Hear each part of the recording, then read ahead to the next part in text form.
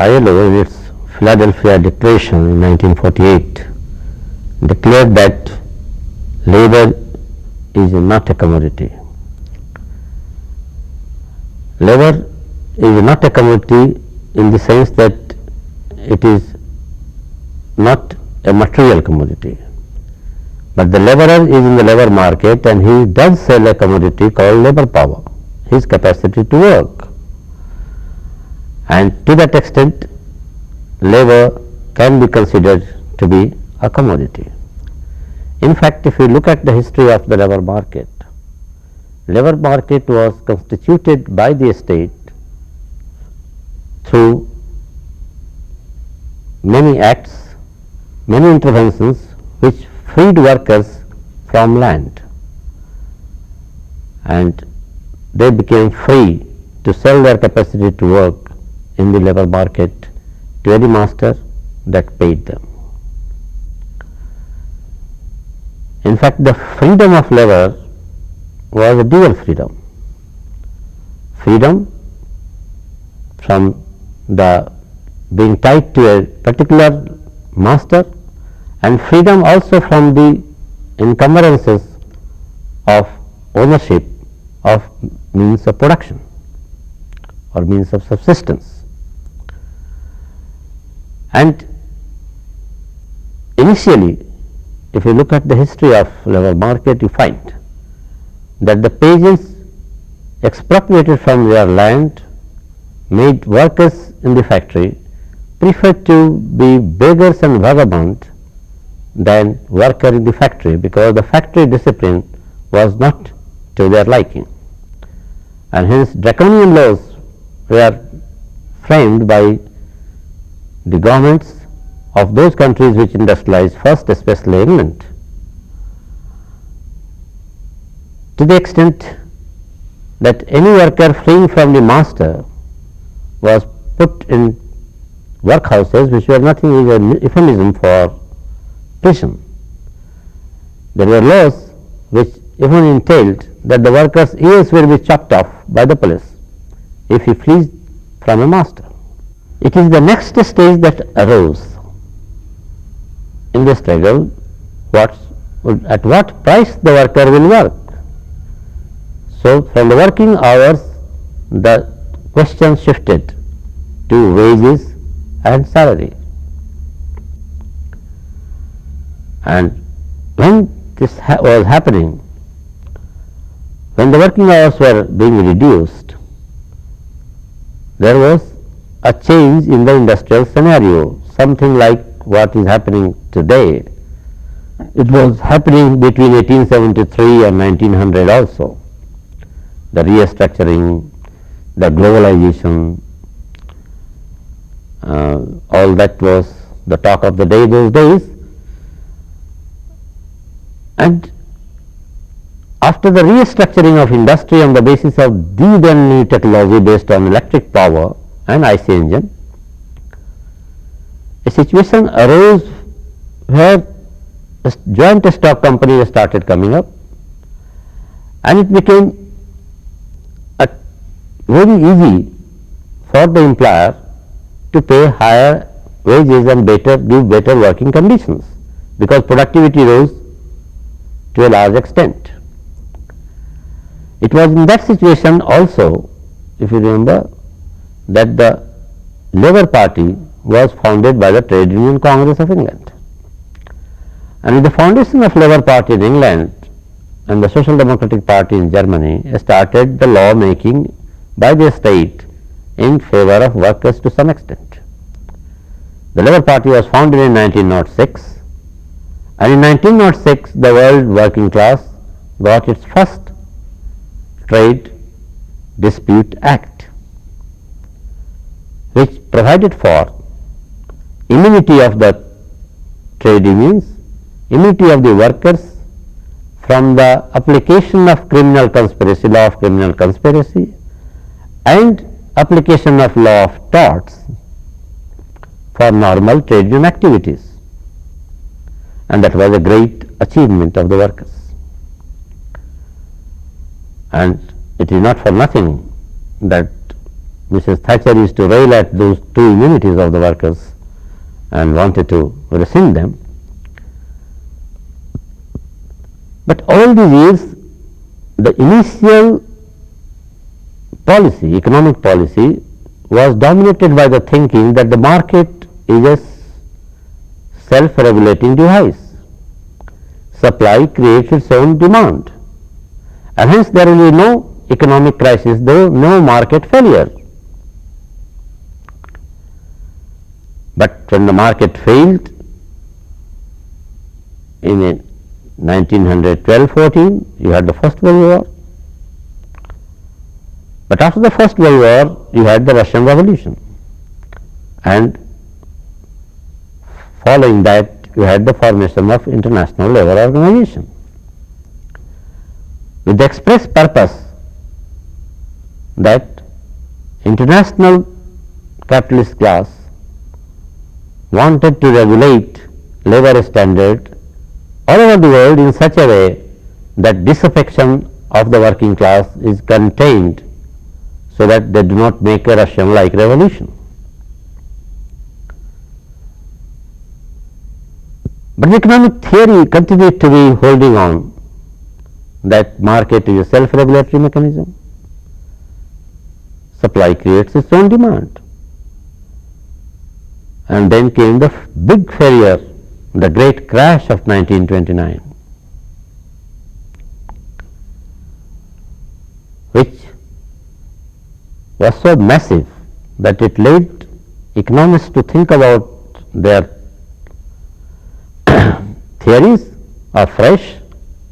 It led to Frederick Roosevelt to think about the New Deal. However, the crisis led to the Second World War, and the economic theory of Lord Keynes, which said that market fails, it can be a good master, servant, but not a good master. It's a very bad master. And the theory, Keynesian theory, basically said that market failed in 1929 because in the excessive competition among capitalists, they lowered their wages so low that the purchasing power of the working class went so low that they could not purchase what was being produced. And hence there was a demand gap that was created, leading to the crisis. And hence came the conclusion, he gave the conclusion that a state must intervene in the labour market, in the economy, in such a way that full employment is created and maintained. And when the war ended, after killing 2.5 crore of people, the new economic theory became a new orthodoxy. There was not a single state of the world which did not subscribe to the thought that a state must intervene in the economic policy in such a way that workers' employment is protected. We became independent in such an ideological climate. And it is no wonder that in that situation we framed our constitution, which had the directive principles. We have our planning, sense of planning, because talk of socialism, all that started being floated all over the world, so that you can not very easily say who is socialist, who is not socialist. Everybody was becoming socialist, in the sense that they were all after protecting the working class. And the Beveridge plan, which became the model for the rest of the world,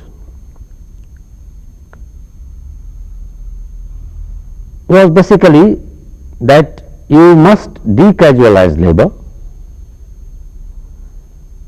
so that they become permanent workers, so that they can unionize themselves, so that they can demand more and get more. You back this power of the workers through giving them social security for unemployment. So, social security for unemployment and creation of full employment became the two moving plank for the economic policy of the governments of the world. And we started our independent India economic development in that situation, and hence our labor legislation that came in the wake of independence created some sort of social security, some sort of employment protection. You have slowly we went on strengthening that part according to the constitutional provisions of the directive principles. And this is the period between 1950 and 1973 which has been rightly called the golden age of capitalism. Golden age in the sense that this is the period in which you have the highest rate of growth of capital in the world, highest growth rate in the living standards of the workers, the labor standards rose very fast, highest growth of employment. But as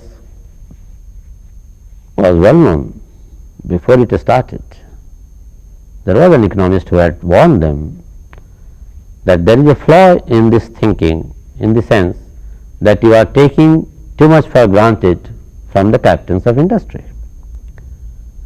Captains of industry are not in business only for profit. They are also in the business for control of labor.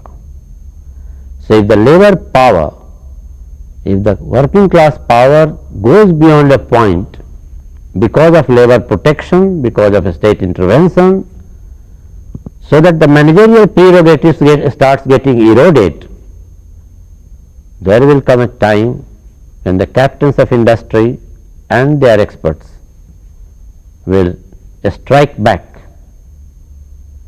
and that is what they started doing after 1970s.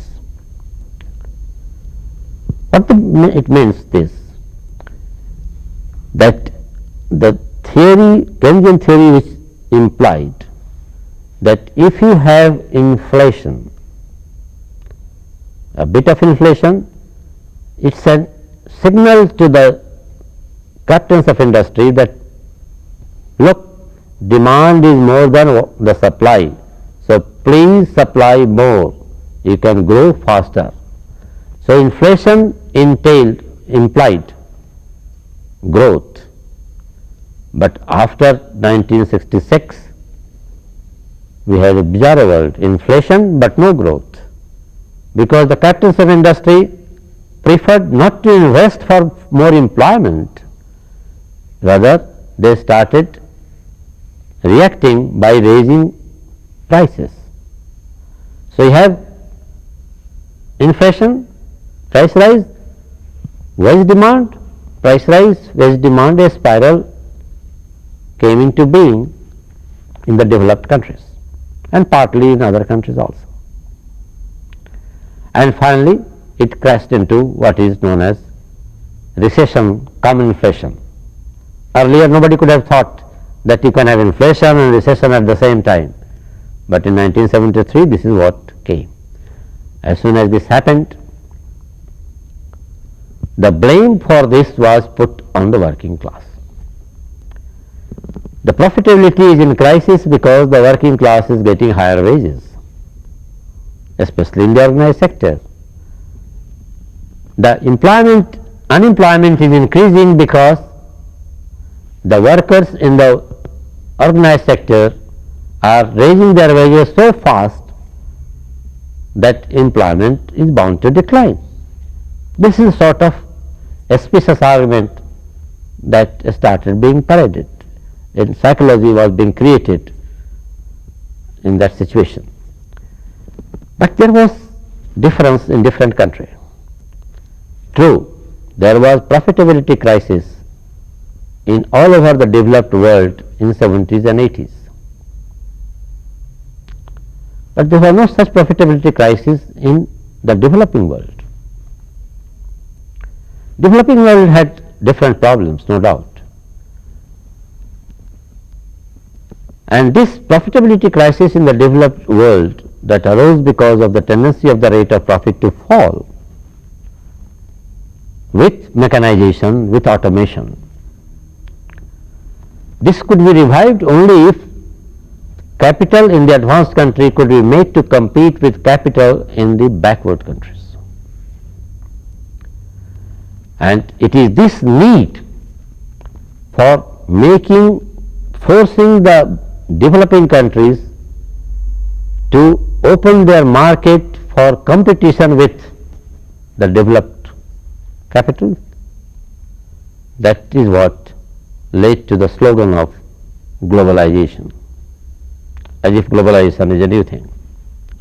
But globalization is a new thing in this present situation, mainly because it has started from the need of the developed countries for competing all over the world so that profitability crisis could be overcome. And we in India were faced with a peculiar situation, a situation which was emerging since 1973 in our country also, because of the inequality of wealth. There was an incipient demand created in the top 10% of the population for quality goods, for luxury goods, while the bottom 90% may be starving to some extent. So there was a need felt for changing the product mix from the mass goods production to luxury goods production. This tendency emerged in 60s and 70s, and if you go back to emergency, you do find that despite the government's appeal, government's injunction that certain percentage of the commodities produced has to be for mass production. For example, certain percentage of cloth must be coarse cloth. The production mix, the product mix during the emergency, and later we find that there is a higher growth rate of luxury goods production than production of the mass goods. So long as you have a policy of self-reliance, that is, you produce with your own resources for your own market, there is a duality. And that duality is that what is perceived as needs of the individual employer is just opposite to what is the interest of all employers. Now, wage is a cost to an individual employer. So, every employer will like to reduce wage cost as much as possible. But the wage is also, the wages also adds up what is the effective demand. After all, wages are used for purchasing goods and services in the market. So, wages and salary make up the effective demand. So, the individual needs is to lower wages, collective need is to raise wages. This contradiction between the market need, the need for the effective demand for the goods produced is higher wages and salary. The needs for unit cost to be reduced by every employer is lower wages. And individually these two can't be reconciled. Individually, every employer is bound to reduce wages and salary as much as possible. So, a state had to intervene on the side of labor to some extent, so that the labor rights are protected, so that the employers are not free to lower wages as much as they like. You have a Minimum Wages Act, you have a Labour Protection Act, you have retrenchment allowance, all sorts of protection are given, both employment protection and to some extent income protection. Now, this is what cannot be done, cannot be perceived as a contradiction this contradiction between individual needs of the employers and the collective needs of capital. This contradiction immediately vanishes if capitals start exporting. Now, for exporters, the workers of India are just cost. Their wages and salary do not make up the demand. The demand lies outside the country. So, for the exporting capitalist of this country, both individually and collectively, wage will be considered as cost, and hence individual employers at the workplace and the representative of the collective employers, that is the state of India, both will start thinking in terms of how to reduce the labor cost. And this labor cost can't be reduced adequately if there is union power, if there is legal barrier to lowering employment and lowering wages. Hence comes the demand that labor laws must be changed. Contract labor must be allowed and not abolished.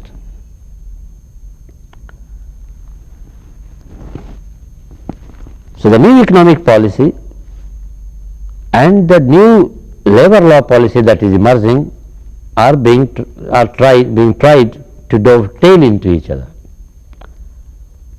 They have been trying it since 1978, but democracy comes in the way.